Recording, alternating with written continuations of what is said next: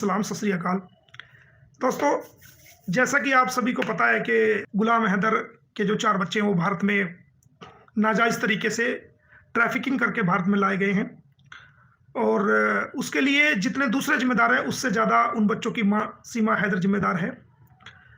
और वो बच्चे आज के वक़्त में वो कितना भी वीडियो दिखा ले कि मेरे से बात कर रहे हैं, मेरे से प्यार से बोल रहे हैं, लेकिन सही मायने में गुलाम हैदर के हक़ मारा जा रहा है। जिस बाप की वो औलाद है, उस औलाद के हक किसी को राइट नहीं है कि किसी की औलाद को नकली बाप बनने की कोशिश करे। ऐसा इम्पॉसिबल है। वो कितना भी प्यार दिखाने की कोशिश करे या उसका सारा प्यार वहां खत्म हो जाता है जब वो किसी प्रकार की हरकतें करता है। तो वो सारा दिखावा है, कुछ भी नहीं है। जो असल बाप अपने बच्चों के लिए हो सकता है वो दूसरा बाप कभी भी नहीं हो सकता। वो तो बाप है ही नहीं।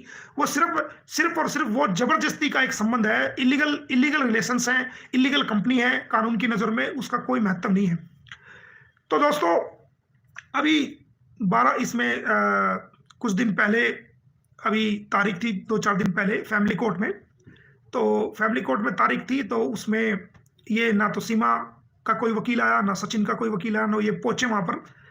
जब तक हम वहाँ थे तो ये लोग नहीं पहुंचे। तो जज साहब ने एक नया ऑर्डर पास किया है इनको कि इनके खिलाफ जो है वो अखबार में एडवर्टाइजमेंट दी जाए कि या तो आ जाइए वरना तो सारा एक तरफा फैसला गुलाम हैदर के हक में कर दिया जाएगा।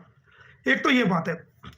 दूसरी बात, ये कहते हैं जी नोटिस नहीं मिला, ये नहीं करे, जानबूझ के डिले कर रहे हैं मैटर को। लेकिन जज साहब के सामने हमने सारी बातें वो रखी, तो जज साहब ने वो इसको कह दिया कि या तो आए कोर्ट में पेश हो, अपना पक्ष रखें, अपनी बात रखें, नहीं तो एक तरफा फैसला फिर किया जाएगा गुलाम हैदर के हक में। दूसरी बात मैं आपको बता दूं कि जो पिछले दिनों कुछ वीडियो आई थी, तो हमने उन वीडियोस को, जो हमारे बड़े अधिकारी लेवल के हैं, सेंट्रल लेवल के अधिकारी हैं, जो दूसरे अधिकारी, उनको हमने भेजा है। और हमारी इस लेवल पे बातचीत का सिलसिला भी जारी है। तो हमें जो नई, मैं बता रहा हूँ कि इसकी चार्जशीट पूरी तरीके से तैयार वो हो चुकी है। कभी भी किसी दिन भी ये खबर आ जाएगी कि इसकी चार्जशीट जो है वो कोर्ट में जमा हम करने जा रहे हैं या हमने कर दी है। तो अगर चार्जशीट आ जाती है तो सारे द्वार, कानूनी द्वार खुल जाएंगे। इसको हमें जेल कराने में भी आसानी होगी, इन बच्चों को डिपोर्ट कराने में भी आसानी होगी, और वो तमाम अटकलें, जो कानूनी अटकलें हैं, वो तमाम अटकलें जो हैं पूरी हो जाएंगी। और इन बच्चों को हम, अगर गुलाम हैदर भारत में नहीं भी आया, तो इनको डिपोर्ट कराने में हमें बहुत बड़ी सुविधा। ये तो हुई इनके डिपोर्टेशन की बात और चार्जशीट की बात। तो चार्जशीट नंबर 1 तो ये है कि चार्जशीट जो है वो ज्यादातर वो मुकम्मल हो चुकी है, सारे फैक्ट कंप्लीट हो चुके हैं उसमें।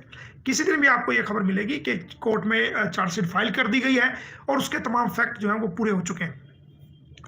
तो इस संबंध में जैसे ही ये फैक्ट हो जाए, ये फैक्ट पूरे होकर के चार्जशीट 173(2) के तहत जो है चालान कोर्ट में आ जाएगा। तो इसमें चार्ज लगेगा। चार्ज लगने के बाद एविडेंस और गवाही का दौर शुरू हो जाएगा और हम कोर्ट में खड़े होकर के इसके खिलाफ जितनी भी गवाही हो सकेंगी वो देंगे और इसको सजा कराने में पूरी पूरी कोशिश करेंगे।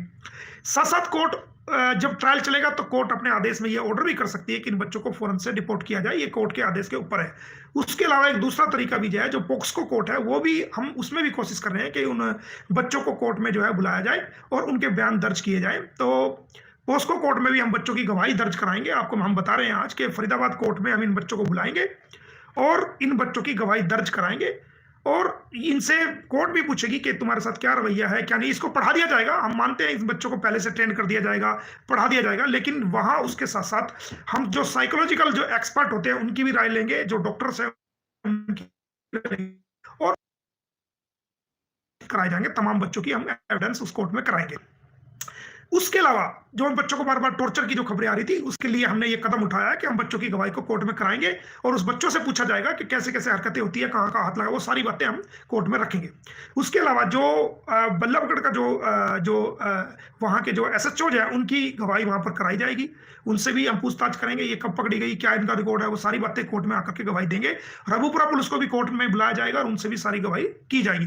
तो ये एक पोस्को कोर्ट की कार्रवाई चल रही है। उस पर बहुत जल्दी जो तारीख आने वाली है, उसमें सम्मन्स भी 1-2 दिन में हम वो सम्मन्स भी करा देंगे। वो कम्युनिटी पर लगाएंगे कि तमाम सम्मन्स, वो जो कोर्ट में इन लोगों को बुलाएंगे, तमाम सम्मन्स आप लोग देख भी सकते हैं। तो ये चार्जशीट के सिलसिले से बात हो गई, जो पोस्को में ये हरकतें कर रहे थे उसके सिलसिले से बात होगी, और साथ साथ पोस्को कोर्ट ये आदेश भी दे सकती है कि इन बच्चों को फौरन से डिपोर्ट किया जाए, ये आ सकता है उसमें आदेश।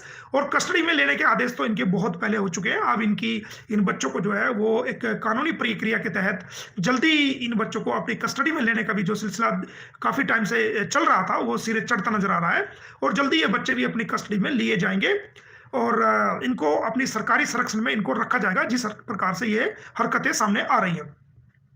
और जैसे इनको संरक्षण में रखा जाएगा तो इनकी डिपोर्टेशन की जो प्रक्रिया है वो बहुत जल्दी जो है वो शुरू हो जाएगी।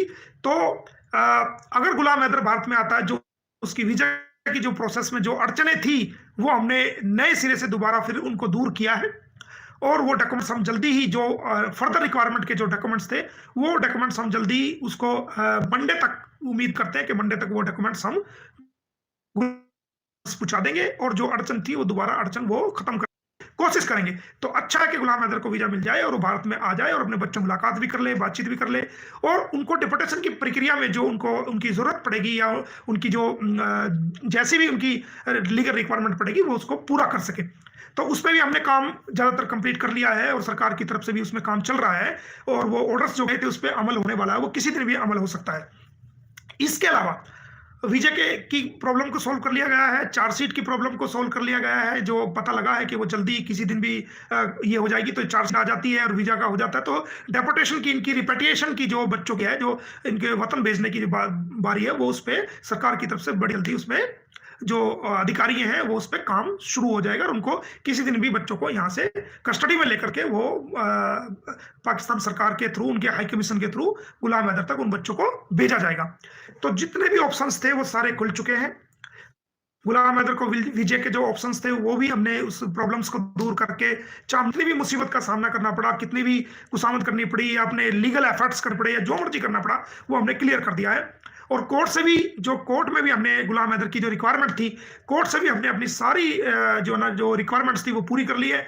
तो उम्मीद है 1-2 दिन में कोर्ट का बुलावे का जो लेटर है, जो नोटिस है, वो भी जारी हो जाएगा कि गुलाम हैदर की इस केस में जरूरत है, वो भी हम आपको कम्युनिटी पे लगा के देंगे, ताकि लोगों को अपडेट हो जाए और लोग गुमराह ना हो कि गुलाम हैदर को कोर्ट ने भारत में बुलवा लिया है। और वीजे की जो प्रॉब्लम्स थी वो भी सोल्व जो है हमारी तरफ से डॉक्यूमेंटेशन पे हो चुकी है, जो मंडे तक, या उम्मीद है मंडे नहीं तो ट्यूसडे तक तो डेफिनेट जो है उसको पहुंच जाएगी। तो गुलाम हैदर के लिए बहुत बड़ी खुशखबरी है। वीजे की तरफ से भी उसका जो दिक्कत थी वो सब अब दूर हो गई है। कोर्ट की तरफ से उसको बुलावा उसको मिल जाएगा, नोटिस पे जो हम लगा रहे हैं, जो हाई कमीशन के थ्रू हम भिजवाएंगे, जो हमारा इंडियन हाई कमीशन है उसके थ्रू भिजवाएंगे, विदेश मंत्रालय के थ्रू भिजवाएंगे, वो सब हम कर चुके हैं। और इसकी चार्जशीट के लिए भी पूरी तैयारी शुरू हो चुकी है, वो चार्जशीट भी आ जाएगी। तो अब ये मामला जो है वो बहुत ही तेजी पकड़ चुका है और इस पे बड़ा हाई लेवल पे काम चल रहा है। तो गुलाम हैदर भी आ जाएगा, इधर से चार्जशीट भी इसकी जो है ना शामिल हो जाएगी, और इनके रिपेट्रिएशन का जो काम है, बच्चों की रिपेट्रिएट करने का, इनको वापस इनके मुल्क भेजने का, वो काम भी बड़ी तेजी से शुरू हो जाएगा। तो ये एक बहुत बड़ी आप लोगों के लिए खुशखबरी है। जितने दिनों हमने आपको अपडेट नहीं दी तो उसका यही कारण था कि वो प्रोसीडिंग चल रही थी, उसको बीच में छेड़ना या उसके बारे में बातचीत करना ठीक नहीं था। किसी को अच्छा लगे, किसी को बुरा लगे, कोई अच्छा माने, कोई हम पे यकीन करे ना करे, वो अलग इशू है। हमें यकीन कराने से ना कोई नुकसान है ना कोई फायदा है। हमारा जो काम था हम कर चुके हैं।